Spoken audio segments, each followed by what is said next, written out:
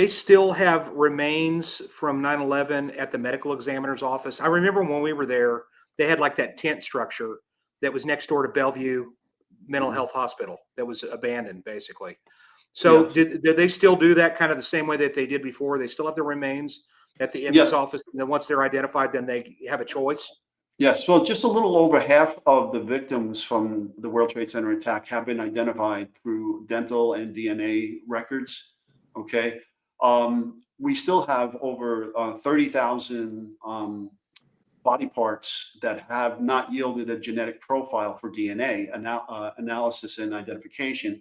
And a special laboratory has been built at the World Trade Center Museum in the footprint of the tower, where the only people that have access to that laboratory are the New York City medical examiner's office anthropology team and DNA team, and the family members of those that have perished and have not been identified.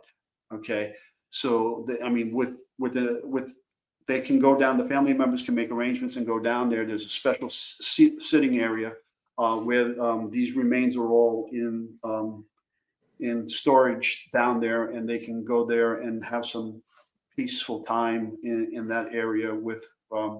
hopefully where some of their remains. And every time new DNA processes come out to extract genetic materials with the hopes of getting a profile, the team will run down there, and after those techniques have been validated, process those remains to see if they can get an ID. And in many cases, what ends up happening is a lot of the remains that are down there, a few of them will give a profile, and it turns out that many of the profiles are of people that were already identified, and their loved ones had funeral services and had been given back the initial remains that were identified.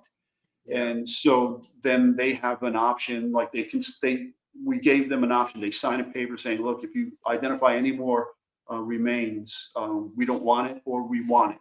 And so that will tell us how to handle it. And so when you go down to the World Trade Center museum, if you ever go down there, you will see a door that, unauthorized personnel can't go in, but it'll actually say on it what it is.